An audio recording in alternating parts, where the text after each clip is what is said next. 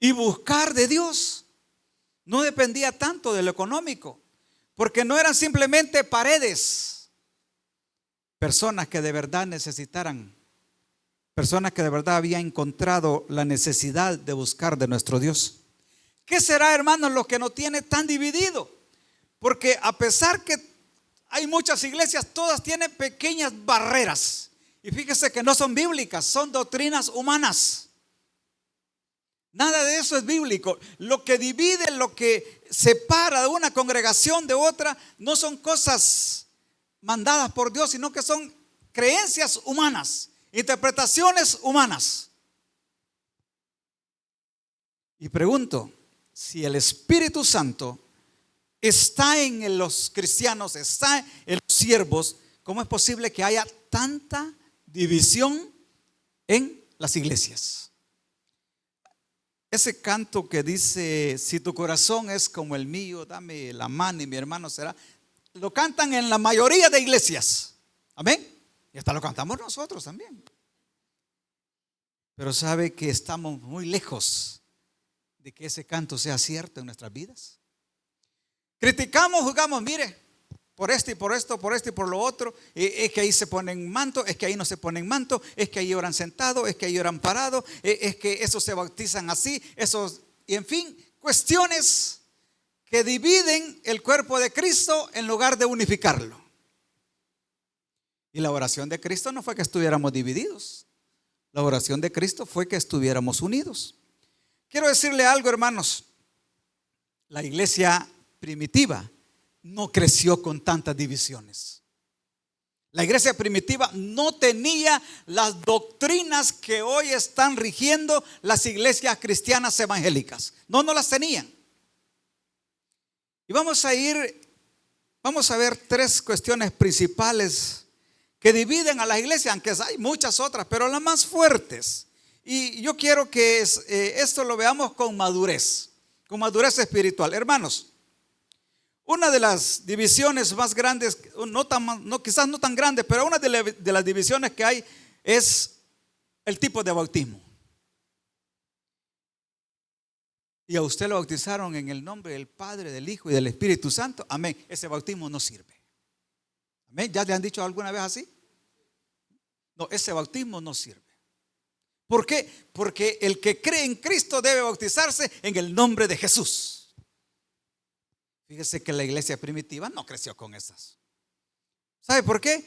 Porque esa es una doctrina apenas del siglo XX. Pero apenas del siglo XX y tiene división en la iglesia cristiana. Y ellos son celosos. Hay personas que son más celosas de su doctrina que del evangelio de Cristo. Y están más enfocados en que usted crea en su doctrina, en su forma de interpretar la Biblia, que en el evangelio que trae salvación. Amén. Pero así seguimos y así estamos. El movimiento, se llama el movimiento pentecostalismo apostólico, o sí, ¿cómo se llama? Pentecostalismo apostólico del nombre de Jesús, o movimiento unicitario o unitario. Y hay varias iglesias de esas. Y créame, si usted llega a una de esas iglesias y le dice, no, yo ya acepté a Cristo. Ya aceptó a Cristo. Sí. ¿Cómo aceptó? ¿Y qué no sé qué? ¿Y qué no sé cuándo? Y lo van a empezar a cuestionar. Y toda nuestra fe no es válida para ellos. ¿Será eso agradable delante de los ojos de Dios? ¿Y sabe por qué estoy hablando de este tipo de divisiones que hay en las iglesias? Porque todos anhelamos la venida de Cristo. Amén. ¿O no anhelan la venida de Cristo? Quizás tenemos muchas cosas pendientes, ¿verdad? Deudas por pagar y queremos que Cristo no venga. Queremos pagarlas antes que el Cristo venga. Pero el cristiano debe de alegrarse cuando piensa, dice la palabra, que nos animemos unos a otros cuando hablemos de la venida de Cristo, porque se terminan todas nuestras aflicciones. La iglesia dice anhelar la venida de Cristo, y la mayoría de las denominaciones les preguntan, mire, si Cristo viene, no, yo estoy seguro que me voy la mayoría dice que se va. Pero ¿a dónde está el Espíritu en los cristianos cuando hay tanta división en nuestra fe? Este movimiento ni siquiera es de allá de Jerusalén, no es de Europa, no es de Norteamérica. y nació allá en el siglo XX. La iglesia del primer siglo no tuvo esos problemas. Hermanos, otras dos corrientes tremendas que mantienen dividida la fe de la iglesia cristiana evangélica. La salvación se pierde o no se pierde. Tremendo. ¿Se pierde o no se pierde? Y digo yo, qué bueno que la iglesia cristiana del primer siglo no tenía esos problemas. Ellos estaban seguros en quién habían creído. ¿Y sabe por qué le digo de que esto de que si la salvación se pierde o no se pierde? Hermanos, estas son unas enseñanzas de apenas del año 1600. Ahí apareció después, mucho después de la reforma de Martín Lutero en 1517, allá por el año de 1610 adelante, nace Juan Calvino y Jacobo Arminio, que son los dos contraproducentes en estas doctrinas, de que si la salvación la perdemos y que si no la perdemos. Y la iglesia se mantiene dividida en eso. ¿Y usted qué cree? ¿Que la pierdo o que no la pierdo? No, yo digo que la pierdo. No, yo digo que no la pierdo. Y ahí está la iglesia, en medio. Qué bueno que la iglesia primitiva no tenía ese problema.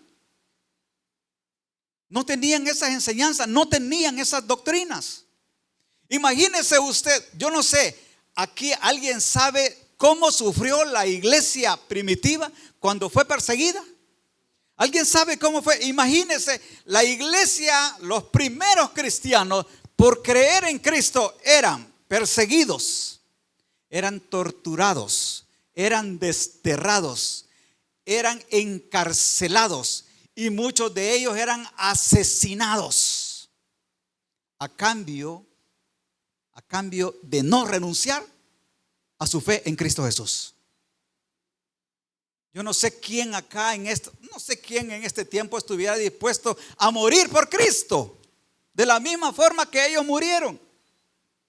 Mire, ellos en ningún momento dijeron, bueno, de todas maneras, y perdón, no quiero tocar susceptibilidad, yo no quiero, pero imagínense aquellos cristianos amarrados frente a en una asta y a punto de ponerle fuego, porque muchos cristianos murieron quemados a la hoguera.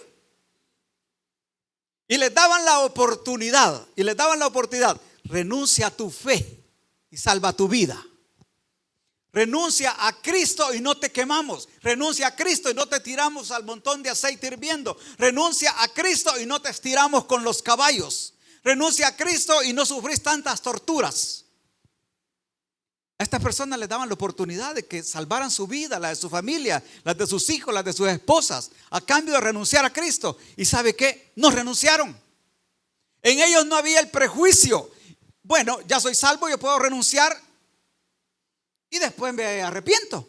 No, ellos habían creído en un Cristo que de verdad no solo lo habían escuchado con los oídos materiales, sino que lo habían sentido en su interior, en su espíritu, y el Espíritu Santo les había confirmado su fe, por lo cual era inamovible el que existiera una posibilidad para renunciar a Cristo. Porque muchos de ellos tuvieron esa misma oportunidad. ¿Y sabe cuáles fueron las respuestas que dieron a sus verdugos? Enciendan la hoguera para que no se apague. Amén. Enciendan la hoguera, avívenla, dijo, para que no se apague. El otro dijo, lo vamos a echar a la fiera, déjenlas aguantar hambre para que me agarren con ganas, porque no pienso renunciar a Cristo. Mire qué convicción la que tenía la iglesia del primer siglo. Pregunto, ¿tenemos esa convicción nosotros? ¿Tenemos esta convicción nosotros? Y si no la tenemos, hermanos, yo creo que debemos de empezar a buscarla. Debemos de empezar a buscarla porque hay otra situación más adelante que quiero que también nos pongamos a pensar. En 1830 aparece un fulano que se llama John Nelson Darby.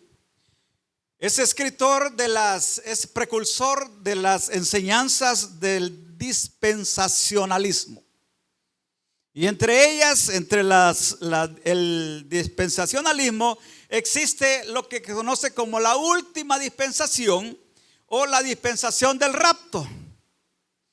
No, la iglesia, una vez Pablo les explicó en qué consistía el rapto, la iglesia puso su mirada en Cristo y no anduvo pensando, ¿será que viene? ¿Será que no viene? ¿Será que vendrá? ¿Será que no vendrá? Simplemente ellos pusieron su mirada y fueron rectos en su forma de caminar. Y hasta el año 312 que dejaron de ser perseguidos, muchos cristianos ofrecieron sus vidas y entregaron sus vidas sin ninguna de las enseñanzas que hoy están rigiendo la iglesia y por las que muchos dicen, será, no será, quizás sí, quizás no. Fíjese, la mayoría nos han enseñado acerca de la gran tribulación, que la iglesia no la va a ver. Amén. Así nos han enseñado la mayoría. Y creo que yo ya les he mostrado de que hay tres grandes interpretaciones: la pretribulacionista, la mesotribulacionista y la posttribulacionista. Un grupo de la iglesia apoya que no verá la tribulación. Otro grupo de la iglesia apoya que se irá en medio de la tribulación. Y hay otro tercer grupo de la iglesia que dice de que se irá después de la tribulación. ¿Qué significa? Tres divisiones dentro de la iglesia. Y estamos hablando de la iglesia cristiana, no estamos hablando de la iglesia universal. Esas son tres posturas diferentes. Qué bueno, digo yo, la iglesia primitiva no tuvo ese problema. No tuvo, ¿será verdad? ¿Será que me voy en medio de la? Entonces yo voy. No tenía que pensar en esas cosas. Simplemente su mirada estaba puesta en Cristo y nada más. Y por eso pudo soportar todas las aflicciones que pasó. ¿Sabe por qué? Porque vivía tomado de la mano de Dios. La iglesia primera era una iglesia que de verdad había entendido que no estaba sola, que Cristo había partido a la presencia del Padre, pero que había enviado al Espíritu Santo que estaría con la iglesia todos los días, a partir del momento que vino hasta este día. Amén. Y había entendido que necesitaba estar tomado de la mano de Dios. Y es que cuando la persona está llena del Espíritu Santo, ¿sabe qué? Todo lo terrenal pasa a un tercer, cuarto plano. Deja de importar. Deja de importar. ¿Por qué? Porque ya no mira las cosas con la óptica humana, de la forma terrenal, sino que las mira de la forma espiritual. Por eso es que la iglesia no tenía ningún problema en que si esto venía, que si esto no venía. Su mirada estaba puesta en Dios. Ante la posibilidad o entre las cosas que acuñan de que la iglesia no va a ver la tribulación, preste atención. Yo no estoy diciendo el pastor dijo esto, el hermano Edgar, no, preste atención. Yo le dije, sea maduro. Una de las cosas, decimos,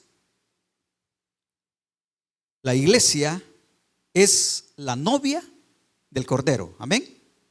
¿Sí? Y decimos, la novia no puede ser maltratada antes de la boda. ¿Cierto o no? Es una postura. Pero yo digo, ¿cuántas iglesias hay? ¿Una o dos? Hablando de la iglesia cristiana evangélica, una sola iglesia. Desde el primer siglo hasta ahora, y los que puedan creer ahora, o puedan creer mañana, y puedan convertirse mañana, es una misma iglesia. Amén. Es una misma iglesia. No hay dos iglesias, no hay dos novias, es una sola. Ahora le pregunto, ¿sufrió la primera iglesia? Amén. ¿Sufrió la primera iglesia? ¿Sabe usted que los emperadores romanos capturaban a los cristianos y los condenaban a muerte y los tiraban hacia las fieras en el Coliseo romano? Dígame, ¿acaso no eran esos también parte de la novia del Cordero?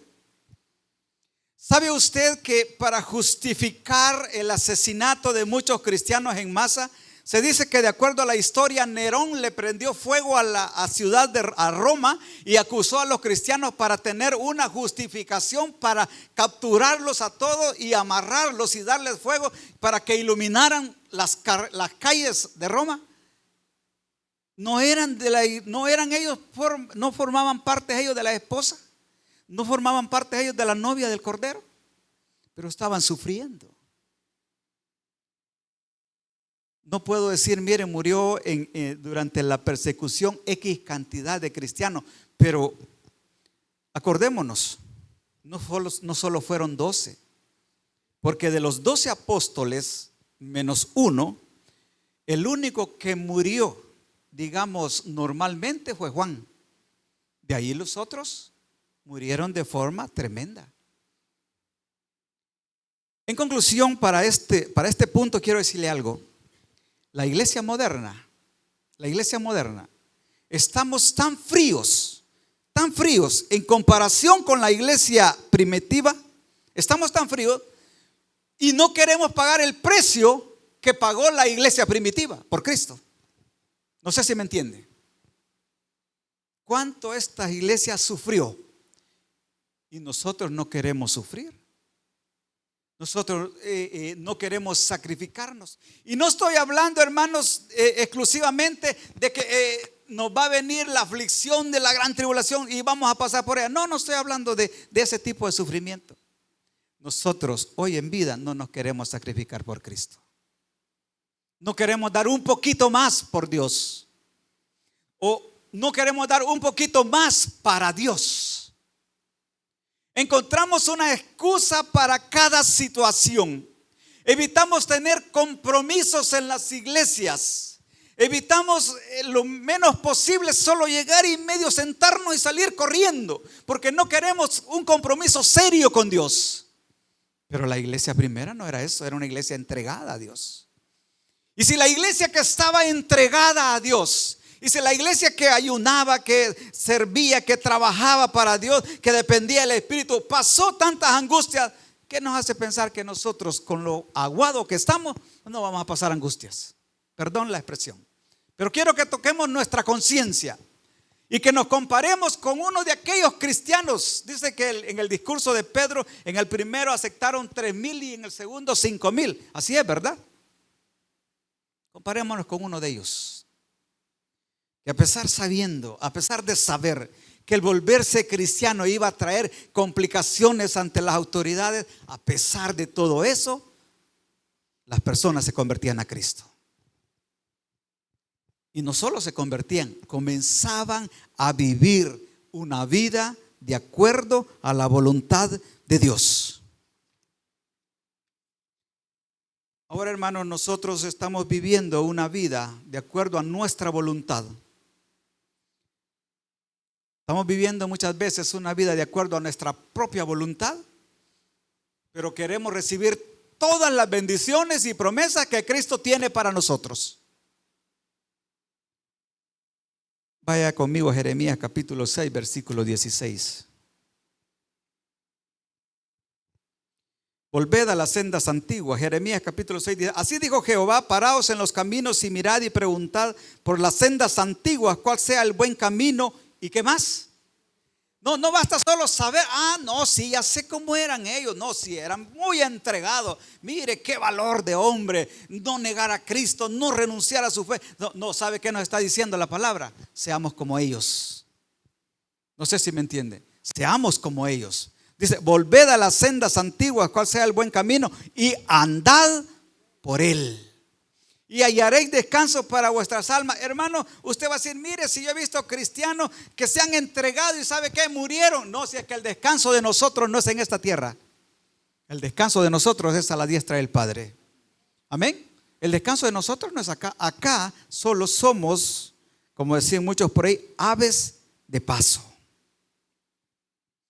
Las denominaciones en estos tiempos, hermanos, se han vuelto más celosos de la doctrina humana que del evangelio de Cristo. Están más pendientes que si la cosa no contradice su doctrina, que antes sea o llene los requisitos principales del evangelio. Yo no sé, ¿usted sabe cuáles son las bases fundamentales del evangelio? No es que se ponga mantelina, no es que use pantalones, no es que se ponga sandalias, que no es que use zapatos de tacón, no es que use vestido corto, vestido largo. No son esas las bases fundamentales. Esas son cuestiones que el hombre le ha puesto. Lucas capítulo 13, versículo 1 al 5.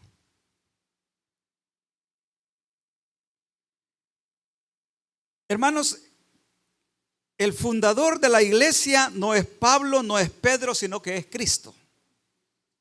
Y él dijo estas palabras. En ese mismo tiempo estaban ahí algunos que le contaban acerca de los galileos, cuya sangre Pilato había mezclado con los sacrificios de ellos. Respondiendo Jesús les dijo: ¿pensáis que esos galileos, porque padecieron tales cosas, eran más pecadores que todos los galileos? Os digo, no. Antes, si no os arrepentís, todos pereceréis igualmente. Y agrega otro ejemplo: o aquellos 18 sobre los cuales cayó la torre en Siloé y los mató, ¿pensáis que eran más culpables de todos los hombres que habitan Jerusalén? Os digo, no. Antes, si no os arrepentís, todos pereceréis.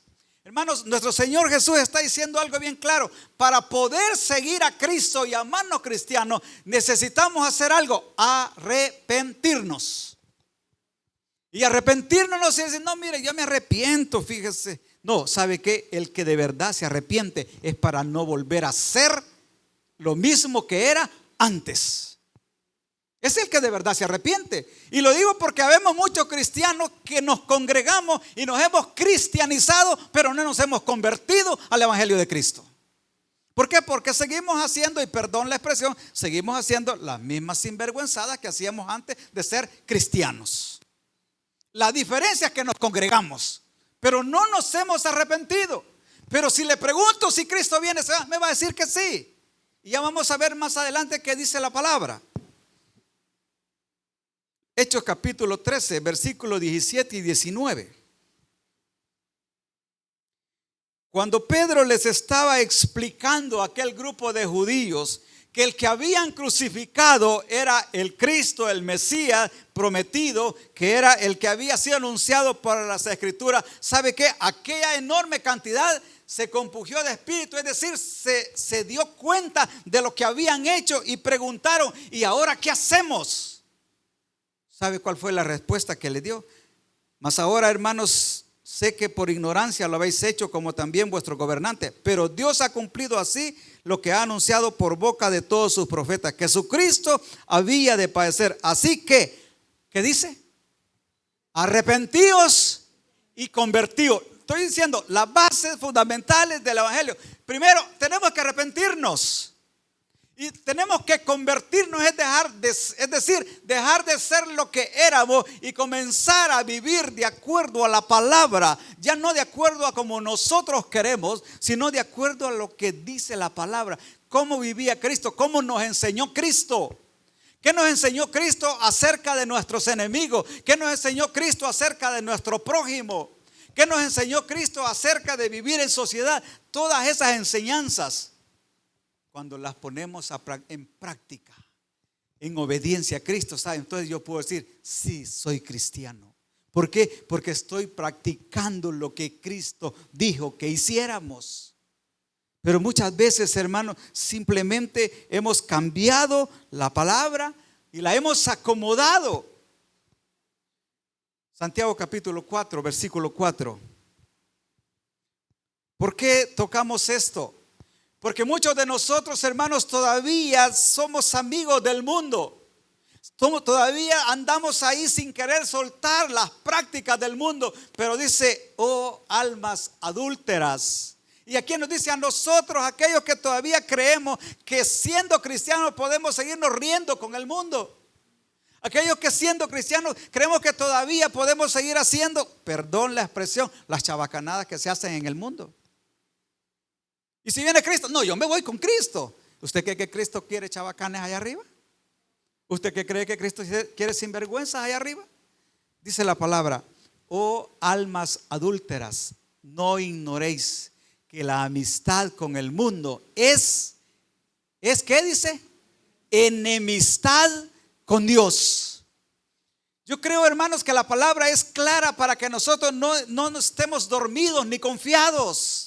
Si de verdad hay un arrepentimiento en nosotros, no volvemos atrás, no regresamos a hacer lo que antes hacíamos, Si en verdad hay un arrepentimiento en nosotros, ¿sabe? El adulterio se quedó atrás, la fornicación quedó atrás. Ya no podemos estar, no, yo soy cristiano y voy a seguir ahí, pues allá al rato arreglo mi vida. No, no se trata que al rato, si de verdad usted se ha arrepentido, arrégle ahora.